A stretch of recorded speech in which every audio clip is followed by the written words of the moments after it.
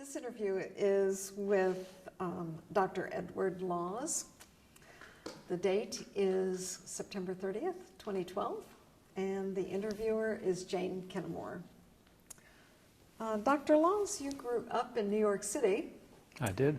Can you tell us a little bit about how you were raised, where you went to school, Sure. and so on? I loved growing up in New York City. At that time, it was a spectacular place. I went to a public school called PS6 that was quite well known and had a lot of famous alumni of one sort or another. And then I went to the Bronx High School of Science, which was a very special high school that at the time was co-ed, which was marvelous, and was highly concentrated on science, and gave me a terrific background for the future.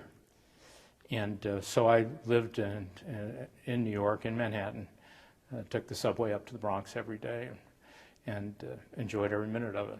Oh, that sounds great. And then you went to Johns Hopkins, or? No, I went to Princeton University Princeton. for my undergraduate years, and had a really wonderful time there. It's a terrific place. Two of our daughters went there, and I hope one or two of my grandsons will go there, or granddaughters too. But Princeton was a great experience. I had a very liberal curriculum. I majored in religion and sociology in a special program in American civilization, and didn't really confirm my pre-medical credentials until junior year, and when I decided that probably the best thing I could do would be a doctor. And so you were able to fit all your prerequisites in? Just by the skin of my teeth, yes. That's commendable. When and how did you, well, you decided when you were at Princeton, but how did you decide to go into medicine? What attracted you? Well, my father was a doctor, and my uncle was a pioneer surgeon in New Jersey. Oh. And he had actually worked with Thomas Edison, and had trained in Philadelphia with a surgeon named DaCosta, who was very influential in his time, in the early 20th century. And so I had all this family pressure to go into medicine, which I rejected, of course, as most college students do. And but I had done,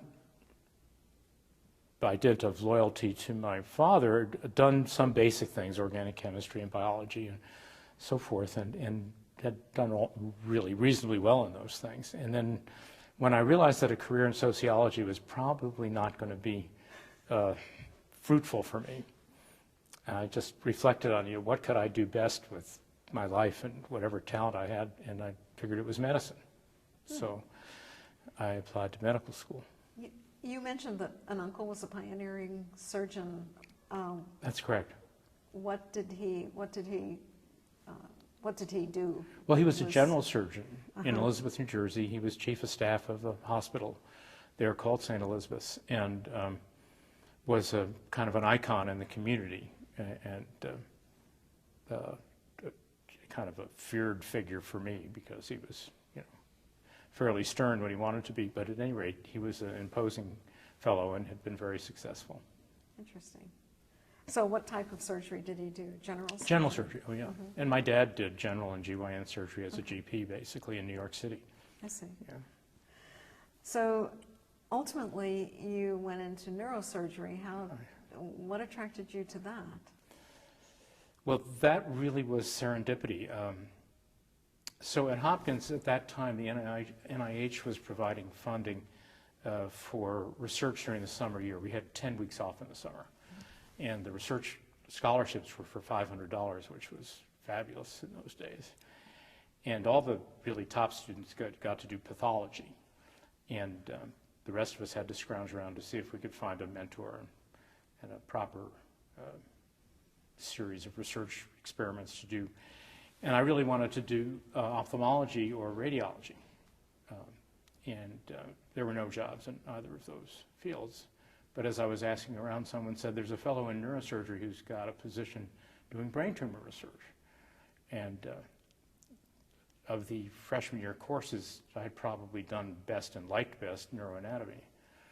And so as a result, I did my first summer with this wonderful group of neurosurgeons at Johns Hopkins. At every level, they were spectacular, and they kind of adopted me. And then I worked every summer, and then even during the rest of the curricular year with the same group. And they were role models, and I knew then from that very first year in medical school that I wanted to be a neurosurgeon. Oh, interesting. You know, And then where did you do your residency? at Johns Hopkins, I At stayed there. Hopkins, So okay. I was a surgical intern under Dr. Blaylock, who was a very famous heart surgeon and a president of the college. And all his staff were influential people, many of whom became president of the college, a lot. And so I was encouraged to stay there by Dr. Saveston, and I did, and I loved my work and served my year in surgery, and then went into neurosurgery. In those days, we had to go into the military, and so I spent 2 years in the U.S. Public Health Service doing pesticide research. Oh, you did? Yes, I did. And so And then I came back to do my residency and finished it at Hopkins. So where were you stationed in the public health service? Well, I was stationed in Atlanta at the Communicable Disease Center. Oh, and, okay. And then I was sent to exotic places like Hawaii and the Virgin Islands, and actually spent 3 months in Puerto Rico, where one of our children was born in the Army hospital there. And we were trying to eradicate the mosquito that carries yellow fever and dengue, and I had worked on the pesticide that was actually practical for that purpose and proved it in humans and in animals. And so it was a successful 2 years. Not that it was exactly what I wanted to do, but it certainly was fortuitous. And when was that? That was just before the Vietnam War That's started. what I was wondering. Yeah. So Yes, most of my colleagues, a year behind me, all went to Vietnam.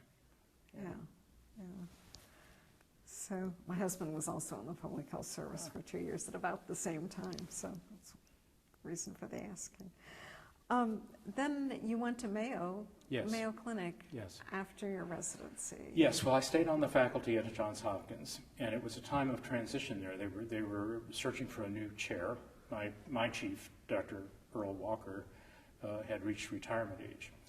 And it was an awkward situation for me. To stay there would have been difficult with a new chief who turned out to be just 4 years older than I was.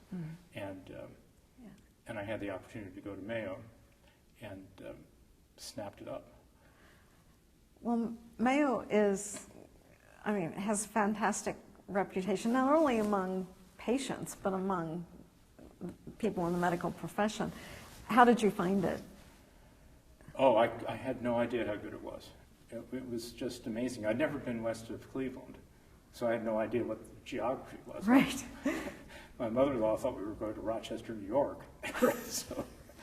So we took our 4 kids to Minnesota, and I still to this day think that the Mayo medical system is head and shoulders above anything else we can provide in this country, and I'm astounded that more places don't model themselves after Mayo. Really? Yeah. What, for example, was outstanding about it?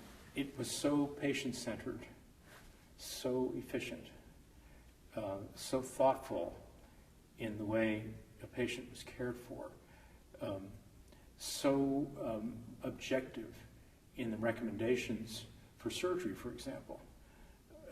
What I'd been exposed to before was people who wanted to do surgery because they wanted to do operations because they wanted to make money, and that none of that was visible at Mayo. Everybody made the same amount of money. It was a very social welfare state, which I don't particularly advocate, but there it worked really well. Mm-hmm. And so there was no incentive to do unnecessary surgery. Every incentive to treat the patient as comprehensively as possible, and almost no opportunity for one person to deal with a patient and something drop through their fingers. That there were enough people different physicians looking after every patient I saw, that it was unlikely that something important would be overlooked. Not perfect, but almost. Right. Yeah, that's what I've heard from others who have done training then there. I learned my efficiency of time management. I mean, if I hadn't been there, I never would have been able to do the things in organizational medicine that I've done, because, for example, I had a secretary who took shorthand, and I knew that every other day I had a half hour with her to do all my dictations. You really have to organize your thoughts in order to do that. You couldn't put anything off till later, or correct it even later. I mean, could, but there was no time to really waste, and it made my life very efficient. And the fact that we operated every other working day, so that every other day I did nothing but operate on patients. I had no other distractions. And it wasn't that way when you went? It's not that way anywhere, Really? except for Mayo that I know of. Okay. Yeah. People are always trying to do surgery and also see patients and also do whatever else they do on the same day. And to be able to devote all of your efforts and concentration and focus to the patient without any distractions was priceless. Interesting. Thank you. Maybe we should tell Mr. Obama something about that. Maybe so. Well, they've been Yeah. there, and so they should know. Yeah.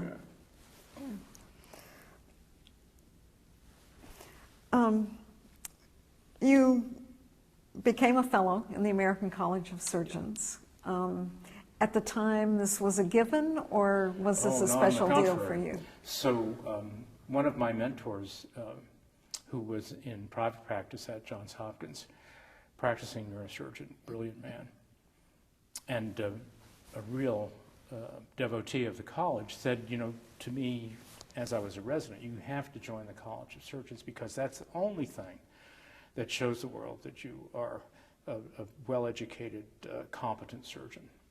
And the incompetent people can't get to be college members. Ah, okay. And because at that time there was a local committee, there still is, a local committee that vets everybody who's a candidate for fellowship in the college. And so that's not perfect either, but it tends to make it a little bit of a hurdle and an important milestone for every kind of surgeon. In my opinion, it still is. Did you have any mentors during your early days in the college then? Yes, well, you know, my primary mentor in the college was Dr. Ali Beers, who took me under his wing early on and got me involved with the American Joint Committee on Cancer. So I was the brain tumor representative for that organization for I don't know how many years, probably 30 years. And he was very much involved in that. He was a head and neck surgeon and became treasurer and president of the college, and was one of the best surgeons for what he did that I think ever existed. And so having him as a champion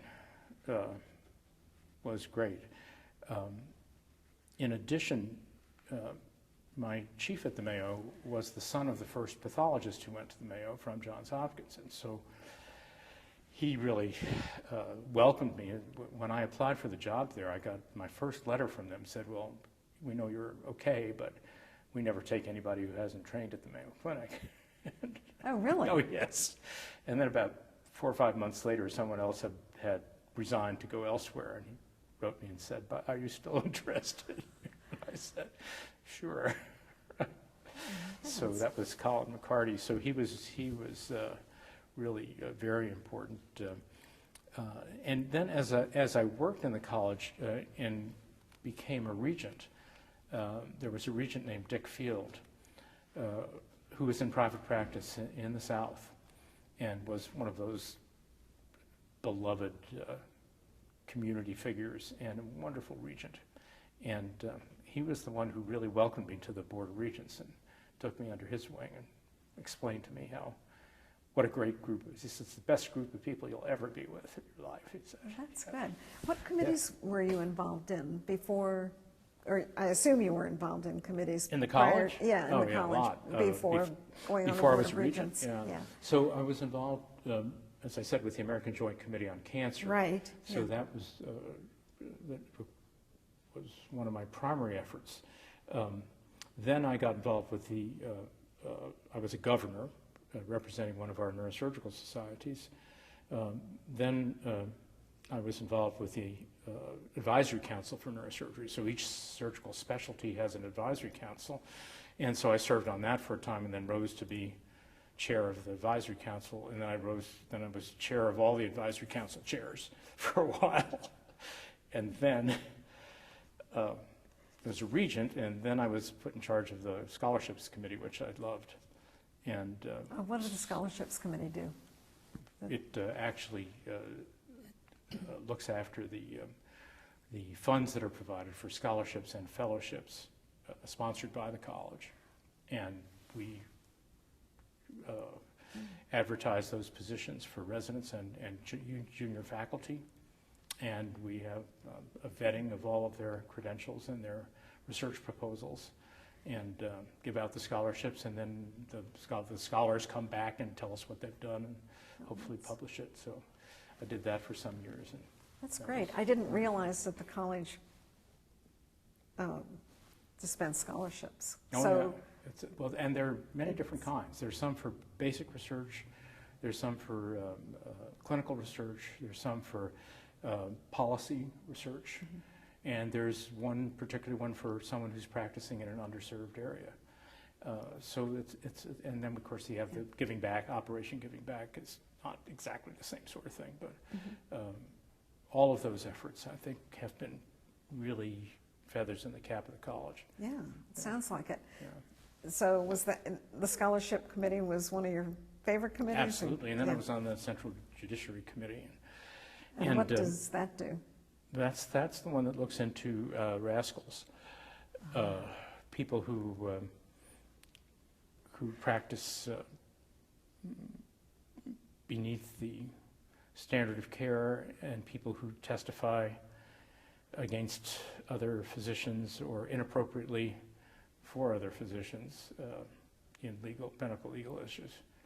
So, and that's, I think, again, one of the strengths of the college is that we have that committee, and it runs very well. It's very respected. Both ends of the spectrum, then. Oh, yeah. You know, we always tried to do that. Other college mentors of mine were Harvey Bender, who was one of my teachers, and he was a cardiac surgeon at Vanderbilt. He is retired now. And Frank Padberg, who was a college official who ran the advisory council for neurosurgery, and he was a neurosurgeon who happened to have trained at the Mayo Clinic and then came to work full-time for the college. And Frank's been a great supporter of mine right along as well. And then Paul Ebert, who was executive director when I did a lot of the work before I was regent, and the first years I was regent, was one of my teachers at Hopkins as well. Have you, in turn, mentored younger surgeons or younger members of the college? Yes, so as you may know, the regents turn over every 9 years, and there's traditionally been a regent representing neurosurgery, and so the ones who've followed me have been people that I've helped and cultivated, and who love the college as much as I do. Good. Yeah. That's great.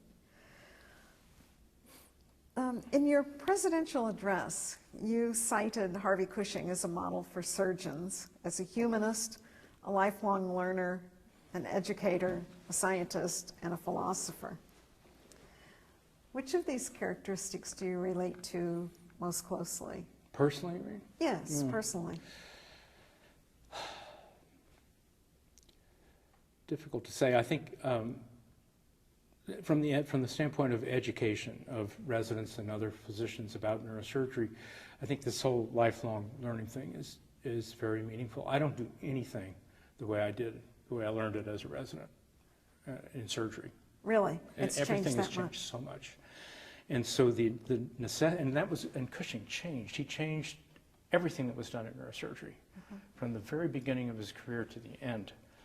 He found new ways to do things that were better, or if someone else found a new way to think, with one small exception, he would adopt it and utilize it and test it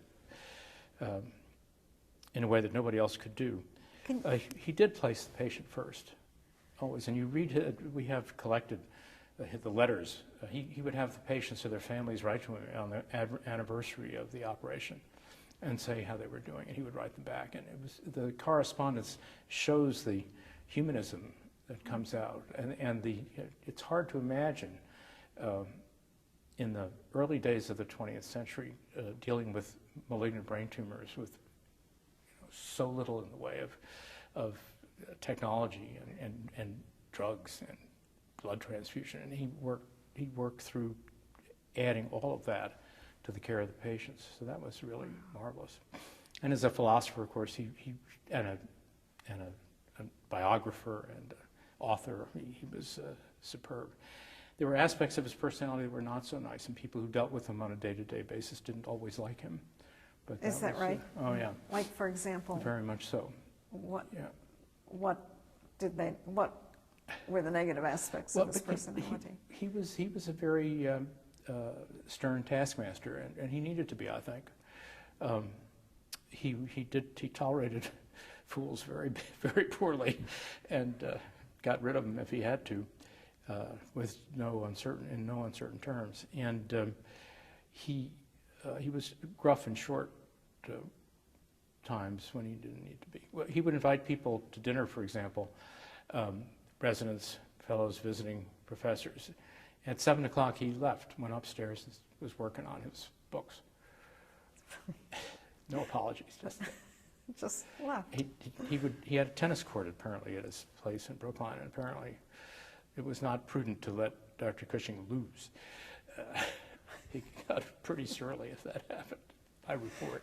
That's pretty funny. Yeah. You mentioned that techniques and so on had changed vastly from when you trained to the current time. Can you just give a couple of examples?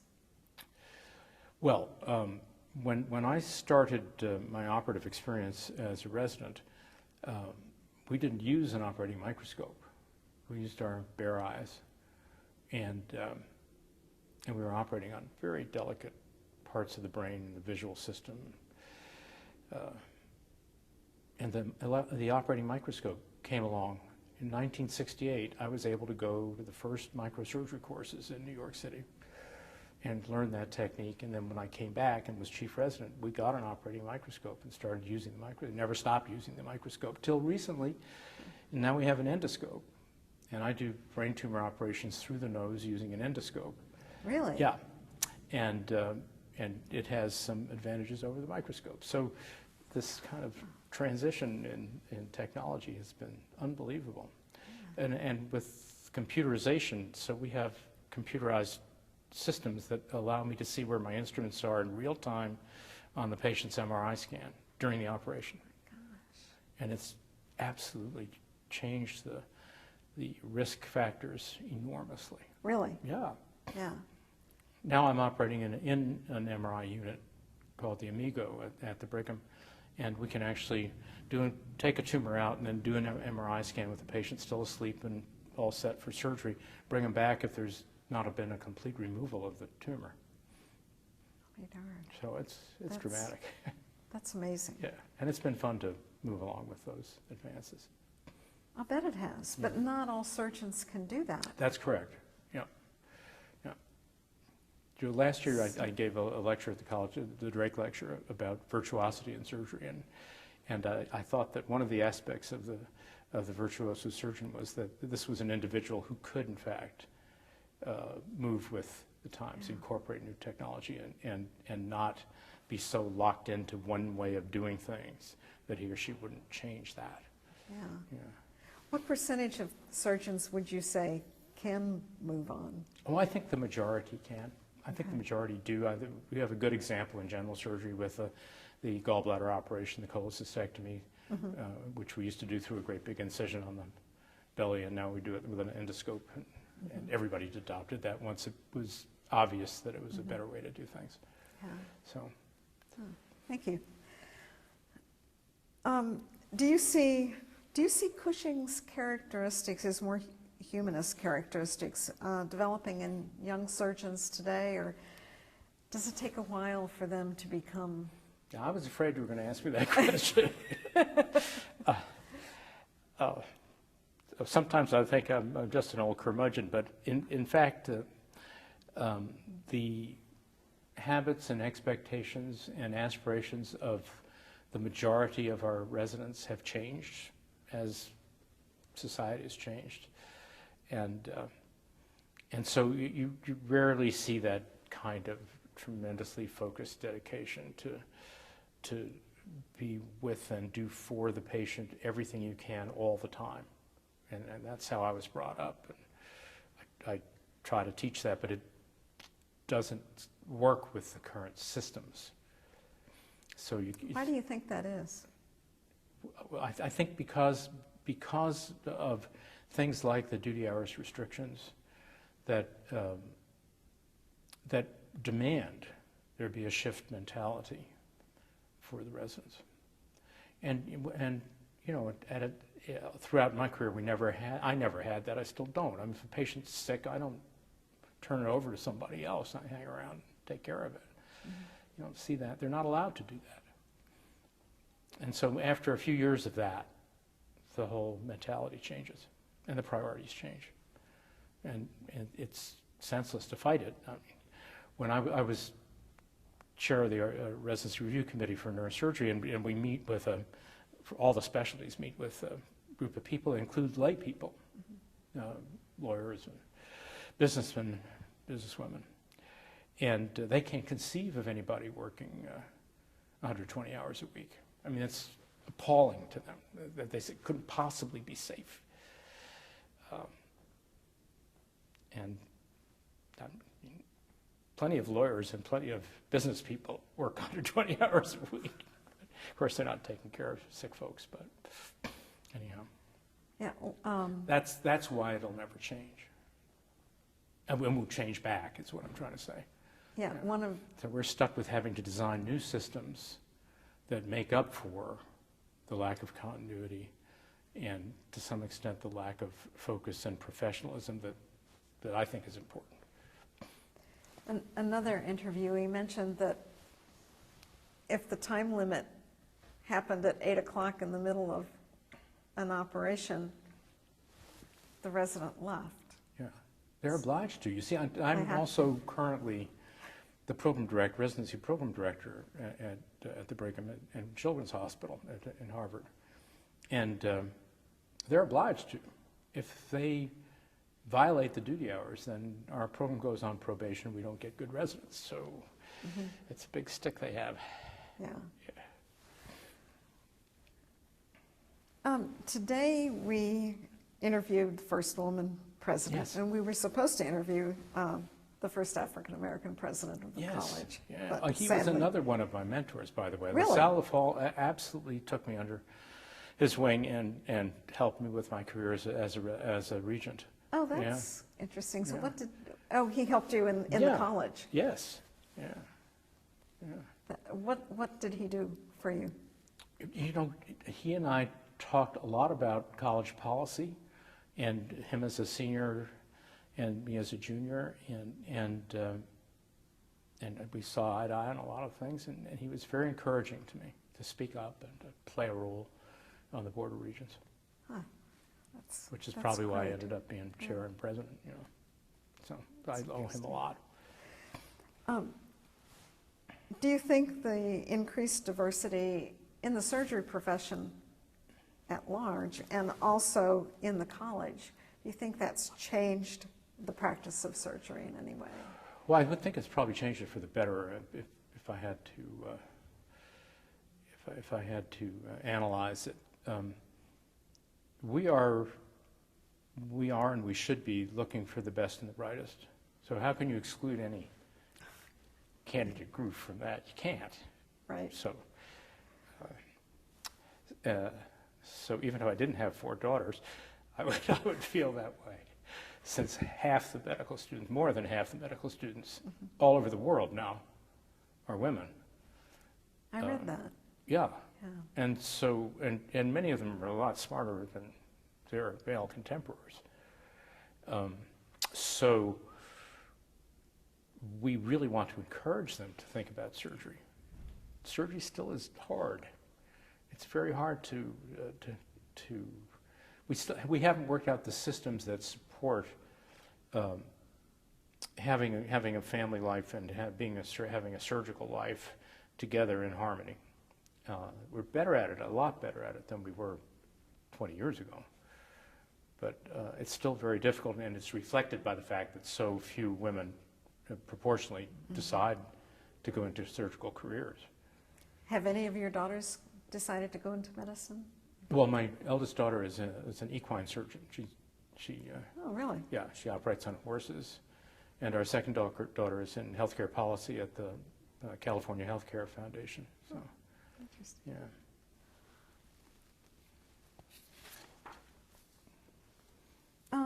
Your goals as president, what were your goals as president? Well, they were reflected in the presidential address, and one of the things that occurred was I was in the college working in a variety of positions under 3 different executive directors. Mm-hmm. So we started with Paul Ebert, then briefly with Sam Wells, who I greatly admired, and then with Tom Russell. So, and my presidency was one of his, I think one of his first presidents, maybe the second or third. And Tom Russell's thrust was to reach out to the surgical specialties.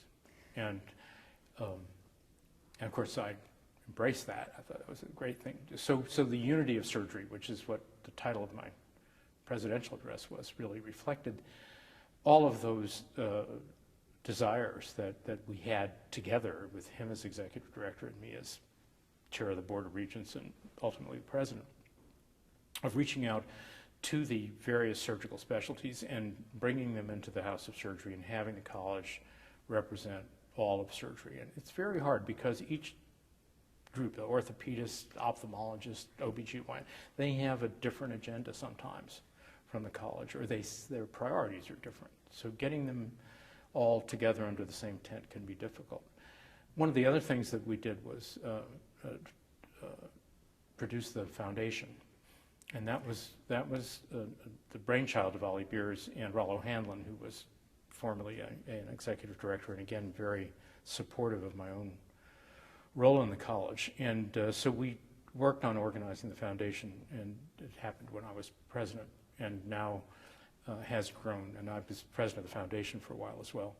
And the foundation is the source of a lot of the money that goes to the scholarships and fellowships. And under Tom's leadership, we reached out to do health policy fellowships as well. And it was a fortunate time from the fiscal standpoint. So the college endowment was at its highest, I think, during those years. And so we didn't have to worry too much about initiating new programs, which primarily were involved with education. Dr. Sachdeva came aboard, and we couldn't stop him. He had brilliant ideas about educating surgeons from every part of surgery, and with new programs and very effective procedures, conferences, and educational materials, discs about CDs about professionalism, for example, were really spectacular. So that was great. We strengthened the CJC so that it became even more respected as an impartial but effective way of dealing with people who weren't practicing surgery up to proper standards. You know, it was a great time. We had just occupied the new building, so that was a great advance for everybody. The old building was fine, but this new venue was a place where the regents really could feel at home and enjoy working together. So it was a very, very good time. I enjoyed it. I've had a long-standing interest in international neurosurgery and came from my chief when I was training. And so we greatly expanded the international efforts of the college as well. And when I was president, I went around to lots of different very nice places to represent the college and to exchange ideas about international education and surgery. How did you manage? I've looked at the folders of the travel that the president does. Yeah. How do you manage Do you still practice during that year that Oh, you're yes, president? I did, yeah. I didn't spend as much time in Chicago as some of the other presidents did. I had such a good rapport with Dr. Russell, I didn't feel that that was really necessary. We did go through each of the programs of the college together with the respective heads and looked at the fiscal policies of everything. So we just did that as in the course of the periodic Regents meetings in Chicago. But I didn't come a lot extra. I tried hard to keep abreast of what was happening in the college, and I kept working. Yeah. Yeah. Good. And you're active in other organizations as well. Yes. You're a founder of the American Pituitary Association. What led you to volunteering so much of your time in professional organizations? You know, I really enjoyed it. We had the one organization called the Congress of Neurological Surgeons that, when it was formed, it was a young man's or young woman's group, people who felt they weren't mature enough to be in the senior group, which was called the Harvey Cushing Society, and now is the American Association of Neurological Surgeons. And their thrust was to educate young neurosurgeons. And so one of the ways they did that was they gave you a free room at their annual convention. Right. So in 1969, as a resident, again, who'd never traveled west of Cleveland, I got to go to San Francisco. Had a room that I shared with 5 other young neurosurgeons who became friends for life, and went to a national meeting and heard famous neurosurgeons talk about what they were doing. And I said, this is really great, and I'd like to be part of it. And so that was the beginning of it. And then there are a number of different organizations in neurosurgery, and then my own specialty of neuroendocrinology and pituitary work. We have some other societies. And again, it goes back to the fact that my experience at Mayo helped me organize my thinking and the practical day-to-day work so that I could do that efficiently and not get sidetracked by having too many balls in the air at one time.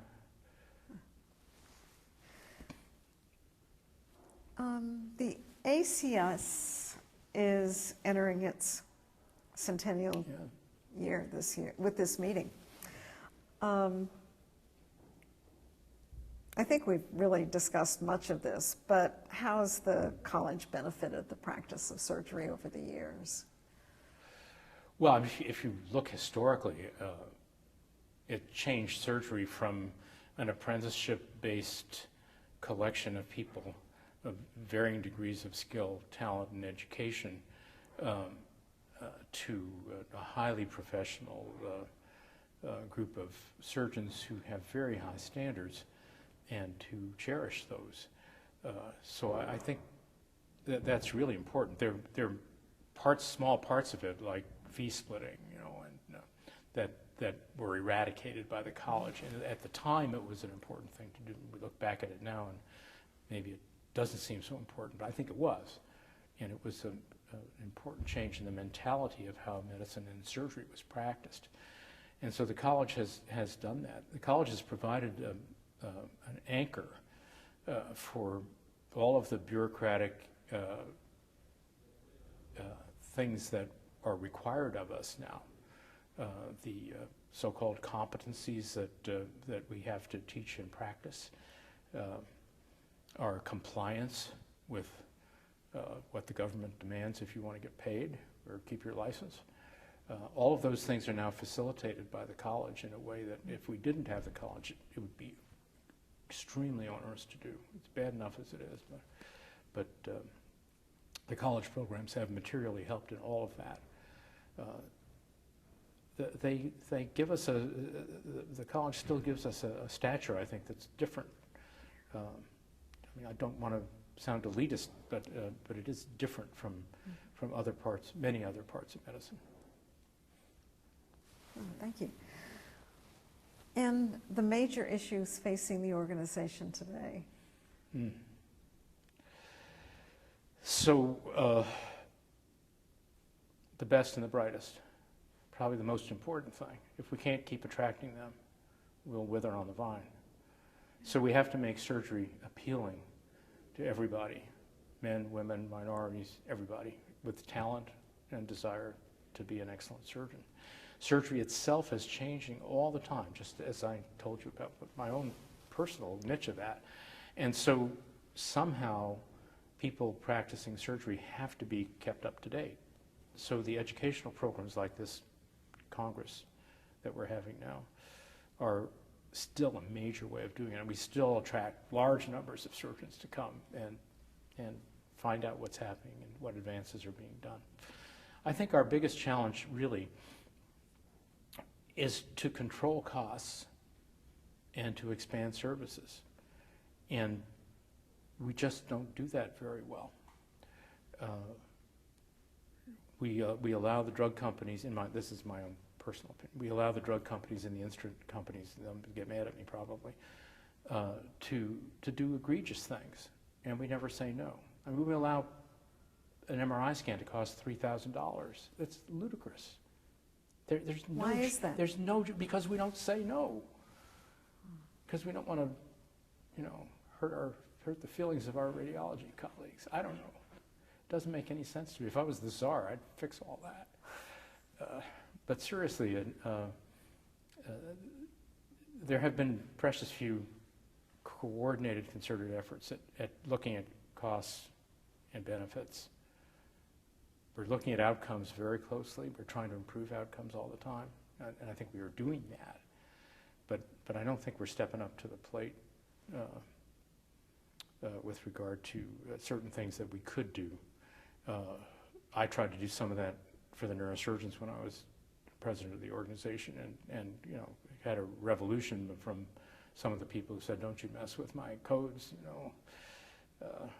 That's their bread and butter. So we have to step up to those issues. It's very difficult to do that.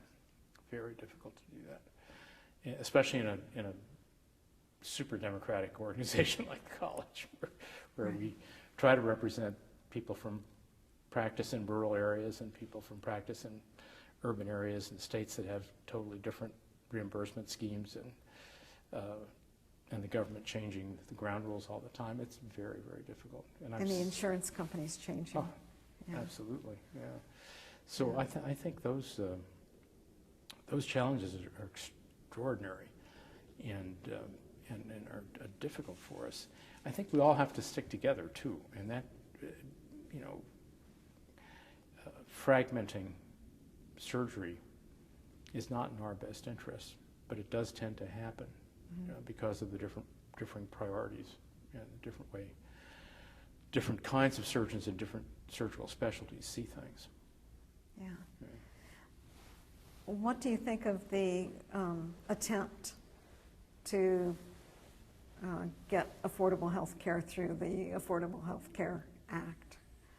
I think it has some fatal flaws myself. I mean, not that I have an acceptable solution, but once, you know, I've been doing this for 40 years. So once patients are totally entitled,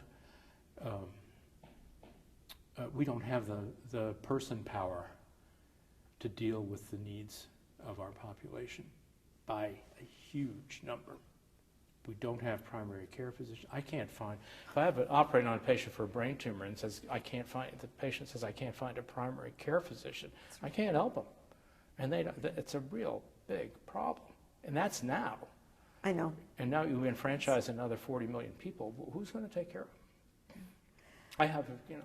Do we need more medical schools at this point?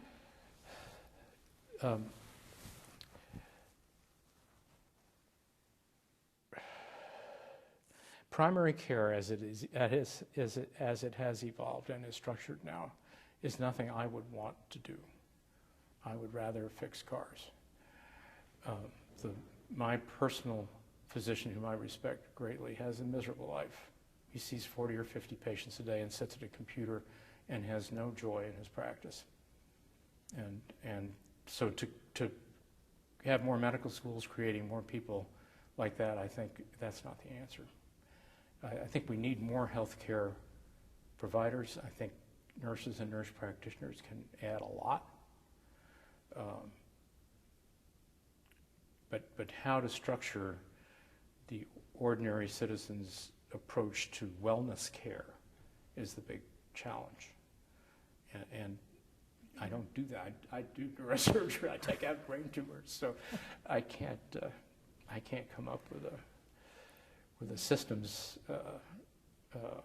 answer to that. But there ought to be one. It shouldn't be. I've traveled a lot. I've been all over the world looking at neurosurgery. But when you see what they've done in England after all these years, they now have a system in the National Health Service that each primary physician has a reasonable number of patients to look after, and that the government is obliged to pay for a specialty consultation within 4 to 6 weeks of the recommendation.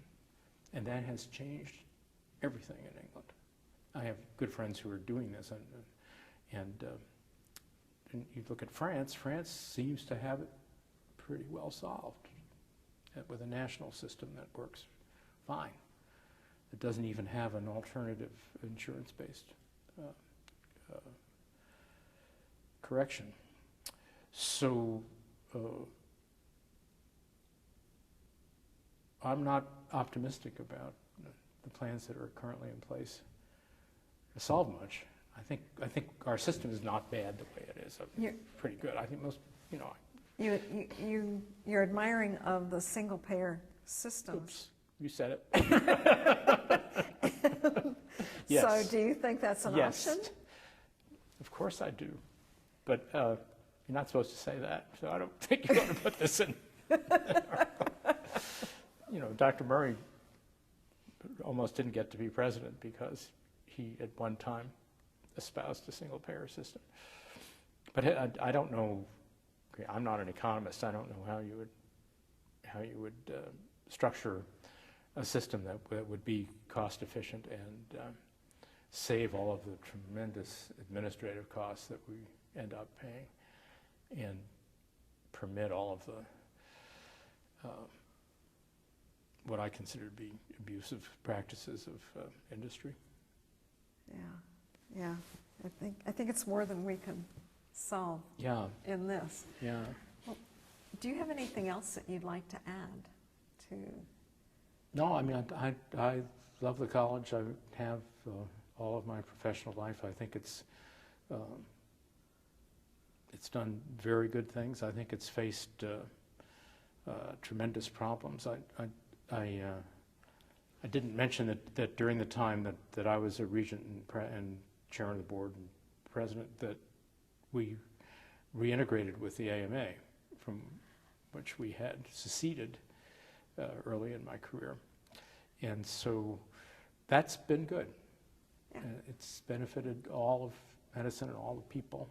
It's not perfect, but we're back playing ball with everybody. I think that's excellent. So all the more reason why this whole unity of surgery and unifying surgery within medical practice is important. We don't have much of a voice. We have a failed PR effort from the day I started in the college. We cannot make the public, for whatever reason, understand what we do and why we do it. And I don't understand why we can't get that message across. And it's a shame. And we spent a lot of money trying to do it, too. Frank, what were you saying earlier? Frank? About cost overruns? No, about your perception of surgeons after these interviews. No, really, yeah, all these interviews have changed it in a positive way. Yeah, I hope so. Yeah. Yeah, most of the surgeons I know are really wonderful people. Yeah. Not all of them, most of them. Yeah, and it's a few that can spoil your image. Exactly. Well, there are few of anybody. But. Yeah. Susan, did you have anything that you wanted to ask? So I think this has been great. Okay. I appreciate hearing about our mentors. Yeah. Because you may be glad to know we do have oral history interviews with Dr. Beers and Bender and Ebert. Right. still trying to get Pat Berg. You must do that. He's Yeah. he's really good. And you have Hanlon too, right? Oh, Yeah, yes. Oh, okay, yes. Many, good. many years. Yeah. Great. Yeah. Thank you so much. Thank you. This has been Yeah. wonderful.